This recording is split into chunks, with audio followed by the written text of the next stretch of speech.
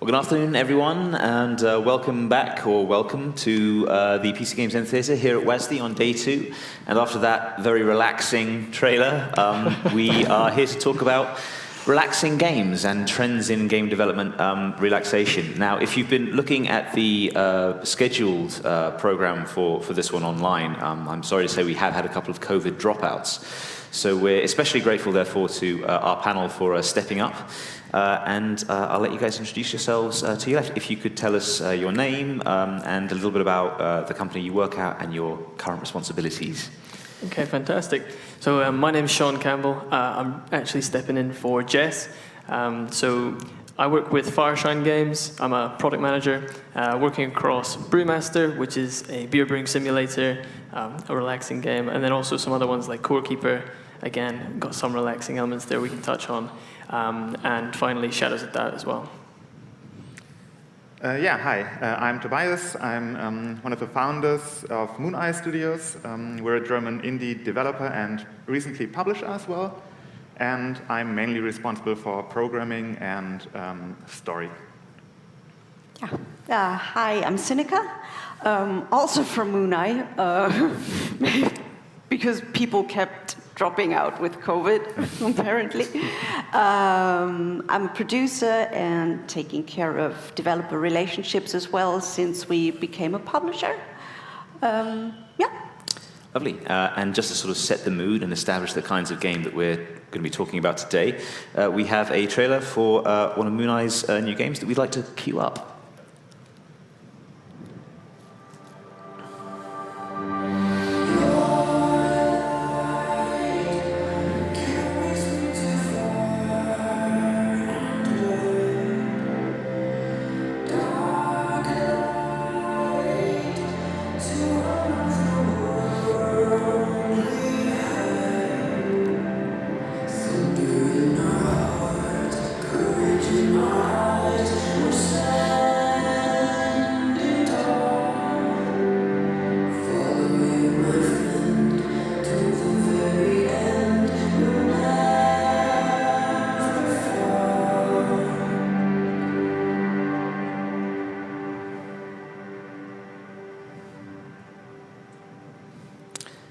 There you go. That's Lost Ember. Exactly. Very relaxing game. You get a sort of clear sense of the vibes that we're talking about here.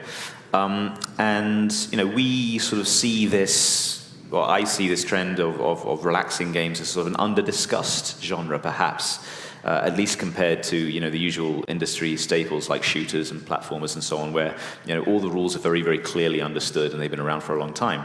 And it's one that's been surging in popularity. So just to sort of establish a frame of reference, I'll ask the panel what are some of your favorite relaxing games of recent years and what it is that you think they get so right. Right. Maybe I'll just start. Well, one of my absolutely favorite games overall, not just in the relaxing genre, but in general, is and was Journey from that game company, which really was just a different kind of game that created a great atmosphere that was just amazing to sit back and relax and just enjoy this world. That I would say that probably was one of the things that influenced us founding Mooneye and creating Lost Ember. Just these games that don't rely on heavy action or challenge or whatever and competition and boom, boom, boom everywhere, but just something to, after a busy day, come home to and fall on the couch and just relax to. So I would say Journey, Abzu, those kind of games were the ones that I liked the most. I think one of the games that's just recently come out that I think has done a fantastic job at showcasing what a relaxing game can be is Unpacking. It's just got that real zen feel to it, and that's hard to beat. And a shout out to the guys behind that, because I think it just won a BAFTA as well yesterday. Two BAFTAs, oh my days. Yeah, that's one I'd like to give a shout out to. There you go. Sinica? I really enjoyed Unpacking as well, and Journey's an obvious one. I really enjoyed Mutazione as well. Not sure is that how you pronounce it. Yeah, and I really enjoyed like snack kind of portions of games in between the big ones. That's relaxing by itself to know that it's not 500 hours. Yes, I guess, yeah, that's... I mean, we're going to talk a little bit about, I guess, how to design a relaxing game, I suppose, and the things that, they get so right. And I know that, as a publisher, you guys are on the lookout for this sort of thing. But runtime, I guess, is something that I hadn't really considered. But it does matter. I mean, I've been playing Assassin's Creed Valhalla and Elden Ring, and it's like so overwhelming.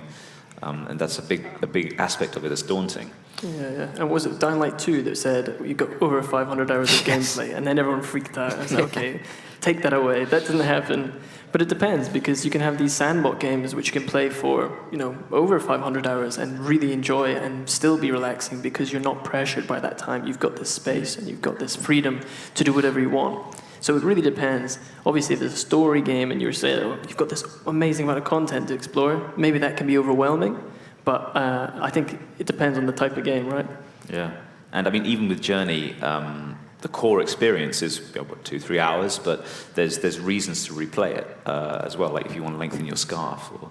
Yeah, exactly. And they also had this very subtle kind of multiplayer where you can't really join others for matches or whatever, but just having this other person walk along with you and without an actual way of communication, but this one little ping thing, and that was just really nice and really, took the pressure out of a lot of multiplayer or just more challenging games.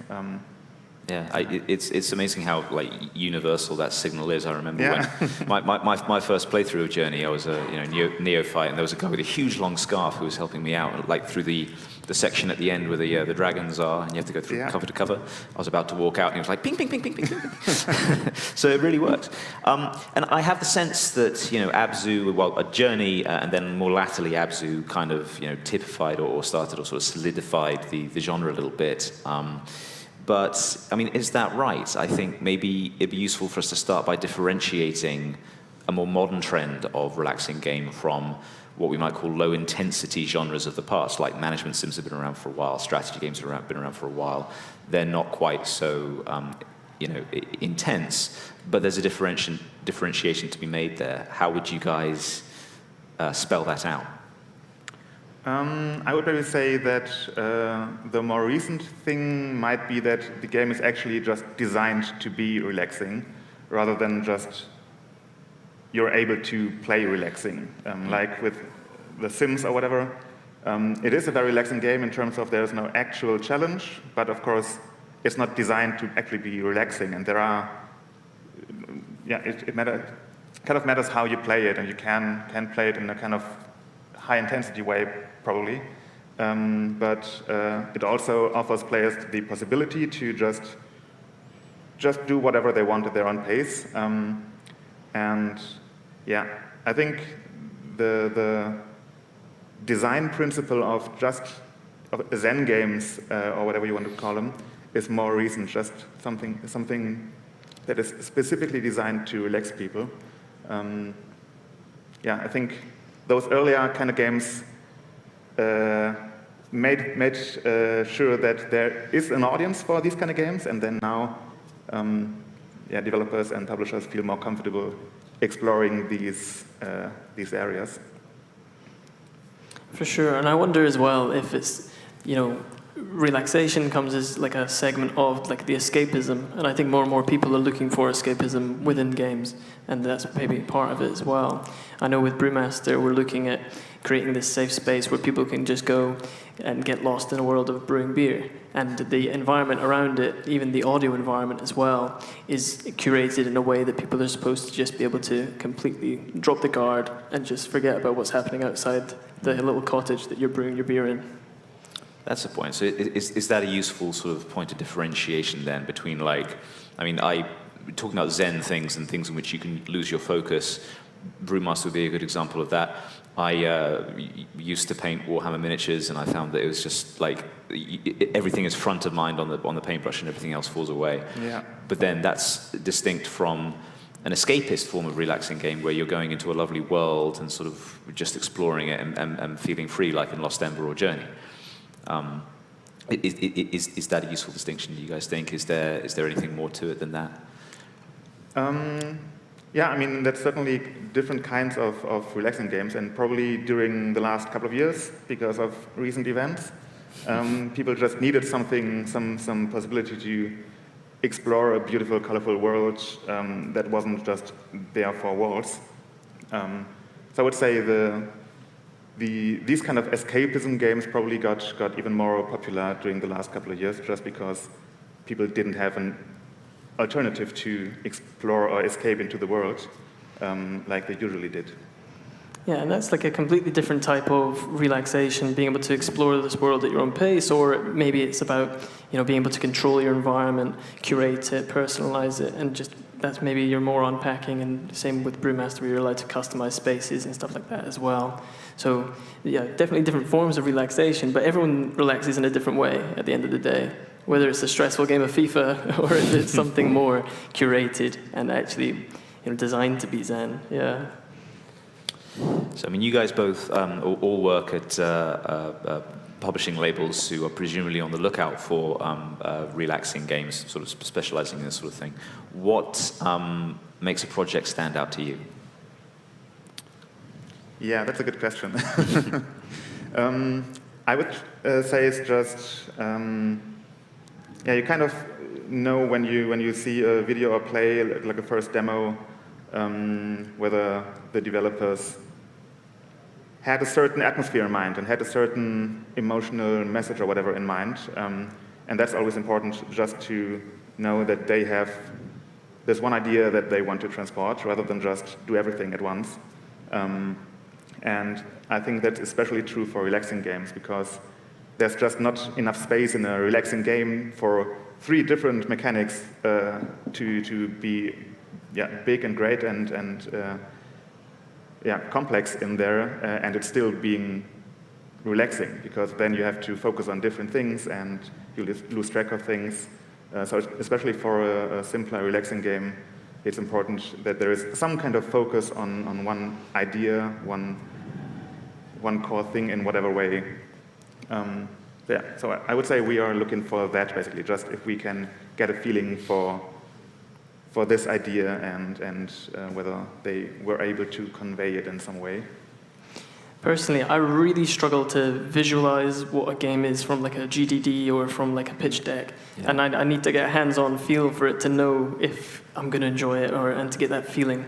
So definitely for me, it's about when you play it in that moment, how does it play? How does it feel? Does it feel different? Does it feel like it's doing something unique? Or do you just get lost in it? And that's something where you've got something special. If you sit down for an hour and you're playing this game that someone pitched to you, and it's just a complete random prospect in front of you, and you manage to lose yourself at work for an hour, then you've done something fantastic. So we had one recently like that, actually, and I can't talk about it, but it was really exciting when you get that feeling, for sure. But maybe from Seneca, from a production point of view, for yourself, like, you have to be able to look beyond, like, when you're getting people pitching games without builds. I struggle with that personally, but you must be used to that. Well, we're not that used to it. Our function level is just about a year old, so we haven't gotten loads of pitches, but definitely, for sure, that's really difficult to get an actual idea of how the game will finally play from just reading about it.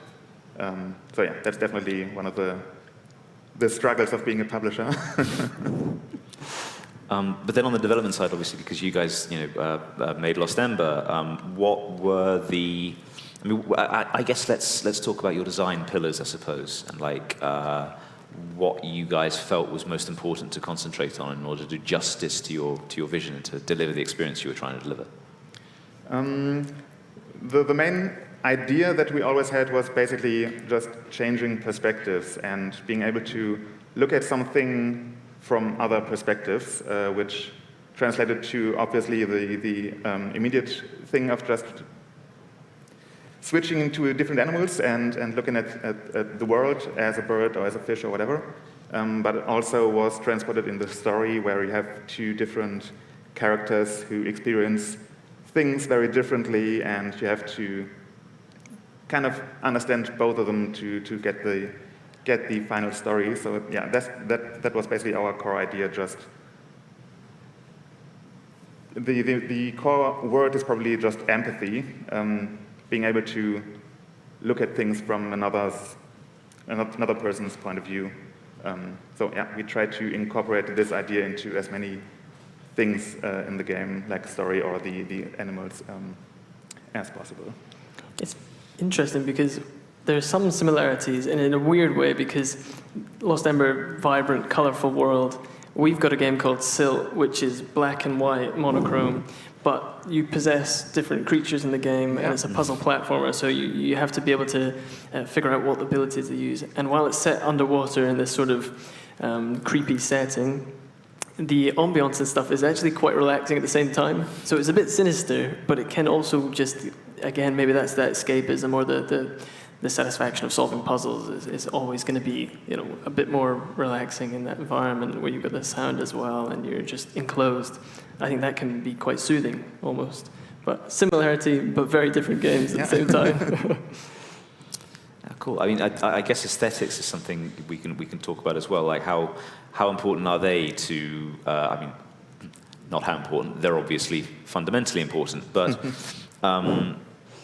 how much sort of flexibility, I suppose, is there in the aesthetic that you can approach a relaxing game with? Do they all have to be soothing and romantic and colourful and soaring, or is there more that can be going on? Sinica, what do you think? No, I was just thinking about one of my favorite games ever, Thomas Was Alone. Yes, yeah. Where you have blocks conveying emotion. That was one of the most fascinating things to me ever. Like, taking this weird idea to have a block convey emotion and make such a fantastic game out of it. Yeah. So no, blocks are enough. Yeah, it doesn't have to be complicated, right? No, absolutely not. And same with Silt, like you mentioned, in black and white and really simplistic, just a simpler art style. It can be really relaxing and really create a really great atmosphere that you can lose yourself in. Yeah, maybe it takes the stress away from the eyes, having to digest all the colors or something. Exactly. Well, I think lighting and stuff in the game can also convey that feeling. I know in Core Keeper we have really I think it's like a 3D lighting engine, but the game's 2D. So the lighting, if you're carrying a torch and you're running, the lighting really works really well with the walls. You can see shadows and there's reactive shadows and stuff like that. And that feels very cozy, feels warm, feels relaxing. So in some senses, it's nice to have things that are dynamic and cool or colorful and give that cozy, relaxing vibe. And then, as you're saying, somehow a monochromatic game can also give off that same feeling. So maybe it's nothing to do with the art style. Who knows? No, it's an interesting point. I mean, you look at Journey or Abzu and you tend to think it's all about the visuals, but it isn't necessarily. And on Thomas Was Alone, we're actually speaking to Mike Bithell tomorrow. If anyone here is attending W.A.S.D on Saturday, we'll have a fireside chat with him. I mean, we touched on all of this a little bit earlier. The last couple of years have obviously been hugely stressful for a lot of different reasons. But do we think anything else is driving this trend towards relaxing games? I guess there must have been a reason why some of the earliest genres in video games, technology, maybe the kind of people who were involved, produced things like platformers and then more latterly shooters, whereas this dedicated kind of trend towards relaxing games is a little bit more recent. Why do we think that is? I would guess there's probably a lot of reasons. One of them might just be that the developers who came into the industry with this one core idea in mind that maybe was some kind of AAA shooter, whatever thing, now are still in the industry and now are a bit older and did make their action game and now need something to balance that out. And I would say as the industry gets just wider and wider. It incorporates more people with very busy lives who can't actually play games anymore. I play really way less games than I did when like 10 years ago, because I just don't have the time anymore. And I think this thing is very familiar to a lot of developers as well, who just come home from a busy day and just want to play something relaxing for 1 or 2 hours, rather than dive into a Elden Ring kind of world and be killed every 2 seconds. So I would say this is probably one of the reasons as well, just from personal experience, what the industry, what the developers themselves want to see in the games industry. I think as well, like maybe growing diversity in actual game dev space as well, maybe part of it, but also the more focus on mental health is like a thing in society. Like people are actually comfortable talking about these things and maybe making games that are beneficial for these things. I know unpacking, a lot of people find like really soothing, especially if they have certain conditions or something. I know a few people on my side who definitely turn to that just to like calm down. And that's fantastic that you've got games that can give that, it's not like it's, I don't know, you've got games that are there to help, and that's fantastic as well. So maybe something about that too. Fair enough. And I mean, I want to touch a little bit on the future of the genre. I mean, I have the sense that relaxation, for the reasons we just talked about, is an experience that people have only recently shown interest in developing, or that the genre, the industry more broadly, is just started to encompass and get exciting about it. Where else do you think this genre can go, and why is it important to do so? I think there's a lot of ways the genre can go, and like you mentioned, with just the general appreciation for things that improve mental health and just be a balance for a stressful life. I think there's a lot of ways that this can actually be incorporated in a game. I'm definitely sure there's going to be a lot more exploration in that genre. Like, for example, Unpacking, a recent game, was a very different style of game that, I don't know how successful they would have been 5 years ago, because it sounds kind of weird, just you sit there and unpack boxes, okay? But it just works somehow, so I'm really looking forward to seeing what other ideas developers come up with. Well, I mean, that's an interesting point. Why do you? What's changed in those 5 years, do you think, that's enabled Unpacking to be a success? Yeah, good question. I don't know. I guess it's a mixture of a lot of things.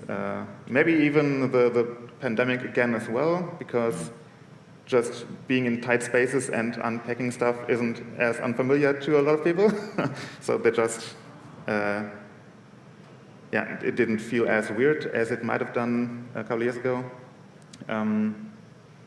But not sure. What do you guys think has changed? Yeah, I think personally that there definitely has been, like we touched on, this growing discussion, and it's a good thing that we're all, being more comfortable talking about things like your mental health and stuff. And I think that that's probably part of it, because the game does really help you decompress. So I would say that's something. And then pandemic, it's an easy one to just throw back on. Yeah, COVID, that was what it did it. I suppose so. Sinead, any thoughts, or not to put you on the spot? No, I don't think I have anything to add.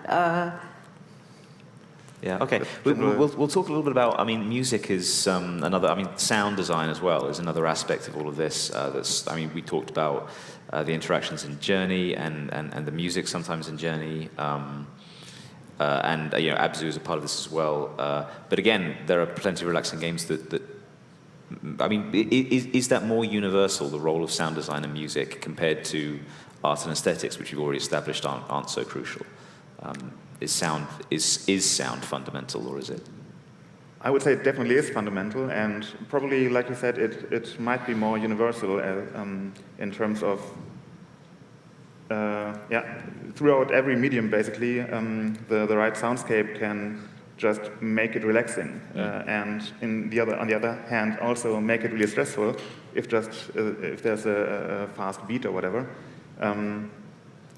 So yeah, probably it is a kind of more universal thing than just the art style, and yeah, definitely very fundamental to just create a certain atmosphere. I definitely struggle to relax nowadays if I'm not wearing headphones and I'm not like listening to something or something like that. And I think especially with relaxing games, you want to have those noise-canceling headphones on. You want to be able to completely isolate yourself from your surroundings. And I know in Brewmaster, one of the things we tried to do there is almost draw from things like ASMR, where you've got the satisfying sound of something being poured out. You can feel and hear the water bubbling and things like that. And I think that really helps people both immerse themselves in that world, but also like just completely zone out. Sure. Finally, I'd like to sort of get something actionable for sort of students and devs in the audience as well. So, what advice would each of you give to students or peers or anyone else who's looking to sort of make a relaxing game? Like, what are the top tips they should all bear in mind? Well, I would say one very important thing is just to think about accessibility and think about what in a game might just be basically a wall for some players because they just can't cross it in some way. And there are a lot of things that add a certain challenge or difficulty or whatever you want to call it, that is inherently stressful, and maybe not to yourself because you're just used to it and you do it all the time, but for a lot of players, just adding a certain mechanic can be stressful and can be difficult to handle. And that's always what we did with Lost Ember, essentially, when we were thinking about how to add the mechanics for a new animal, for example. We never wanted a new animal to require you to learn completely new controls. We wanted you to, basically the same control scheme to work across all animals, more or less. Because just switching from one train of thought and one control scheme that you played for a couple of minutes to a completely different one isn't easy for a lot of people, just being required to switch the way you think all the time.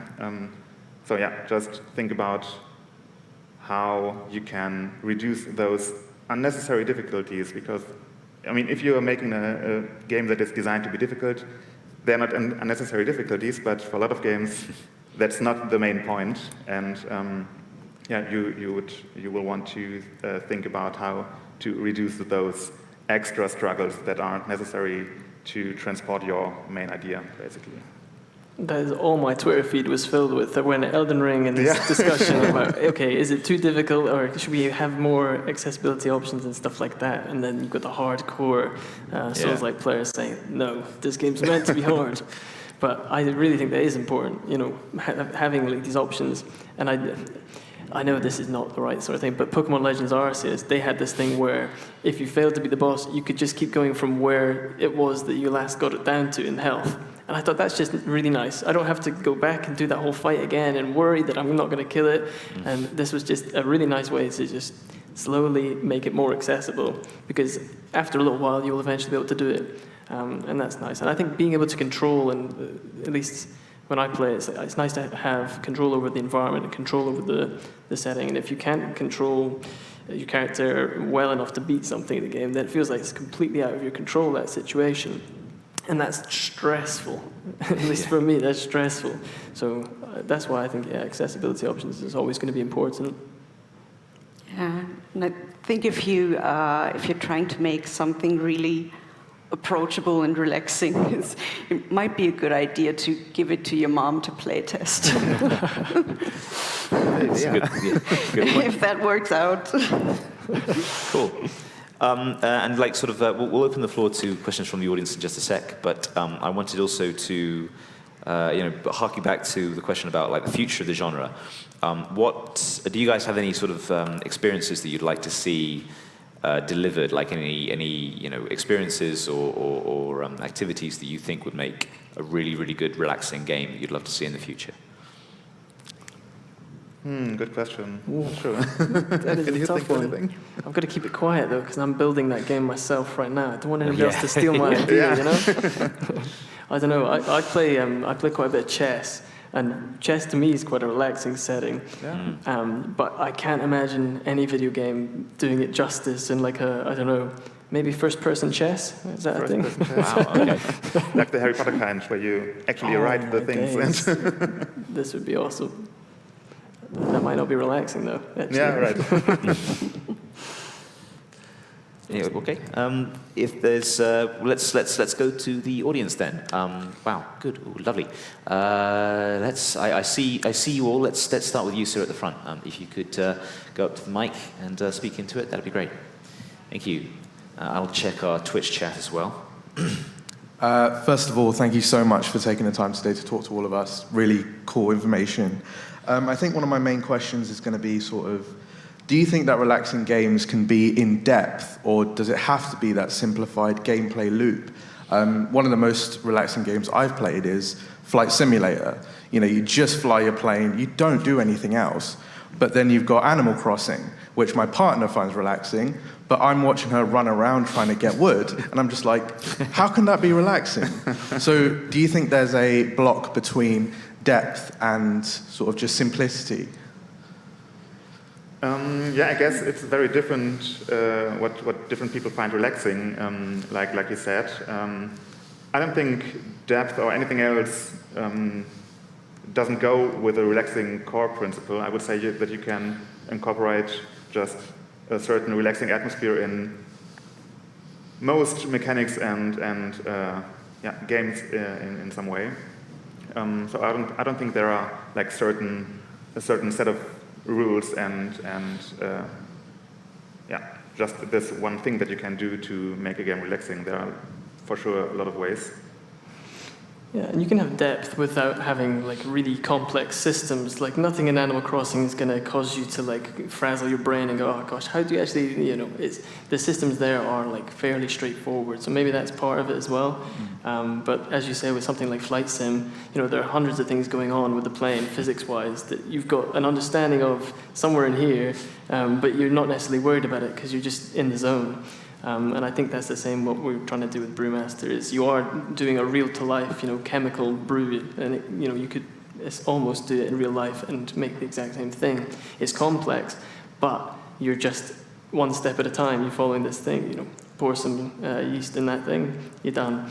And that's not overwhelming when you compartmentalize it. So depth can be fine as long as it's done in the right way, I guess. Do have another question as well, if that's all right? We have time, I think. Yeah, go ahead. Do you think games that are already existing and to be made as well, if they had that easy mode, as you say, through accessibility, can make games like Skyrim, for example, very relaxing, because you don't have to fight anything, but that easy mode will make, if a troll comes and just beats you up while you're having a camp, do you think that would just make it a relaxing game as well? Or does it need to be a brand new game that's targeted to that relaxing genre?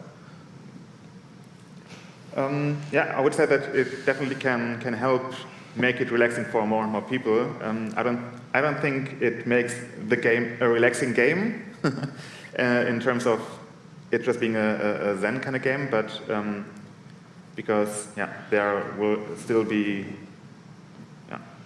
it just still has a certain atmosphere and everything, but it definitely can make it more approachable and accessible and relaxing for a lot of people.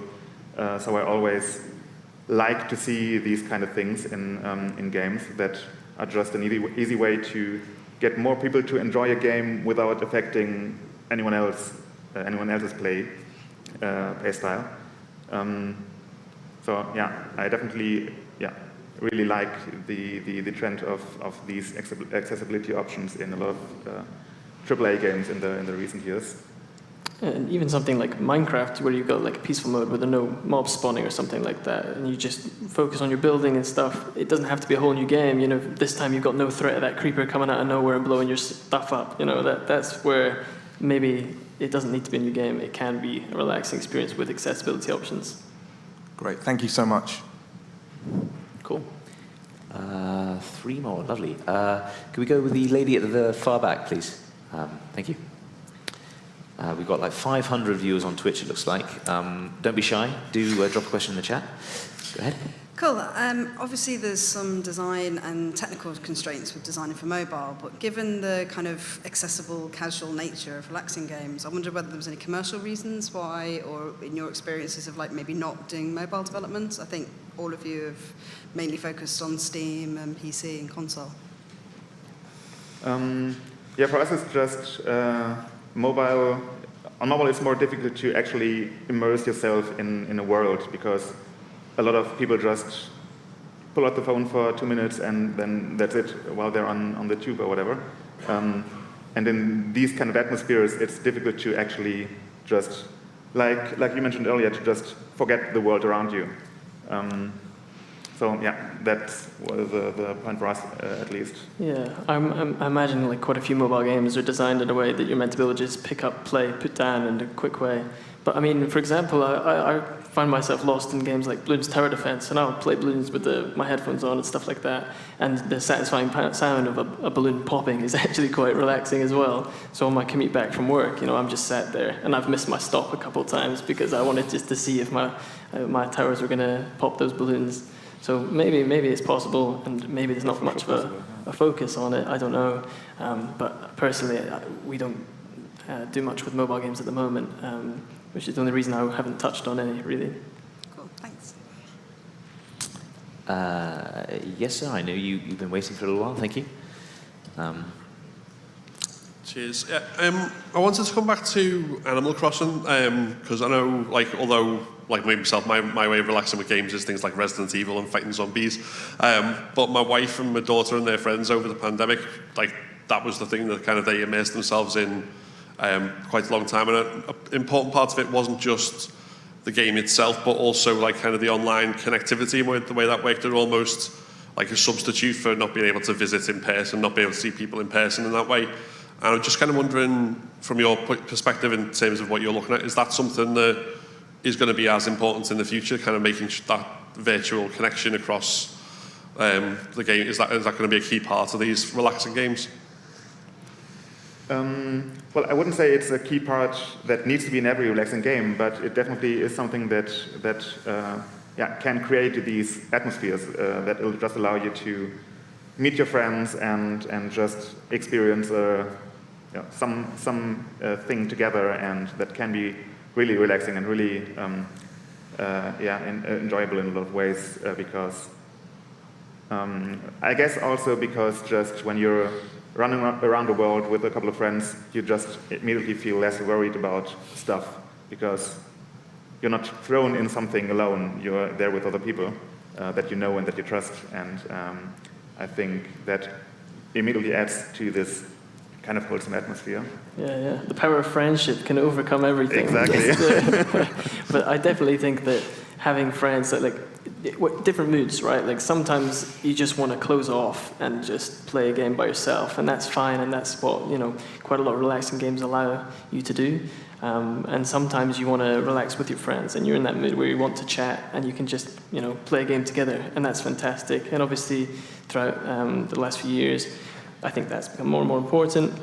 We've seen with Core Keeper how amazing it is to have that online multiplayer, just because people can connect when they live far across the world and play a game together and have that shared experience, and that can definitely be, a really relaxing experience for all involved. Even if you are going through some tough boss fights, you're doing it together, and that's always nice. Cool. Apologies to everyone. I think we only really can have time for one more. I know you've been waiting, Madam, here on the right. Thank you. And yeah, we'll wrap it there with that. Hi. I noticed that a lot of the games that you referenced are games that have kind of relaxing mechanics, but don't necessarily have relaxing storylines. Like Mutazione, kind of Lost Ember, games like Firewatch, Coffee Talk.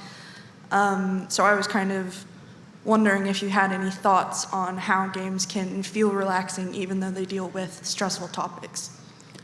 Yeah, that's an interesting question, and one that we've been discussing when we were developing Lost Ember for a while, because Lost Ember, it's a more intense story than a lot of other just relaxing games, and goes into a lot of sad and emotional and just tragic events.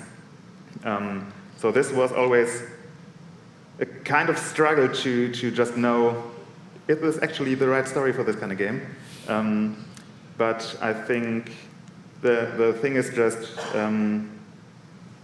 to create a certain atmosphere that still doesn't require it doesn't induce any stress in the players. They can play through the story and experience the story and feel whatever they want to feel without being stressed at any point. And I think stress is just the main thing that you want to avoid for a relaxing game, obviously. And you can basically tell every story that you want and touch on difficult topics as well and transport them in a way that is understandable and approachable to a lot of players without them feeling themselves stressed or scared or whatever. So yeah, I definitely think that you can basically tell every story in a relaxing game as long as you, I think it's probably more difficult, right, in a story-based game to make everyone feel relaxed. As we sort of touched on, people relax in different ways. And with a story-based game, you're curating that whole experience from start to finish. And maybe they've got multiple choices within that and that they could choose, but ultimately, every step of that journey is really curated. And it's hard to make sure everyone has that same experience, So maybe it can work, but I imagine it'd be hard for everyone to have that same feeling off the back of a story-based game.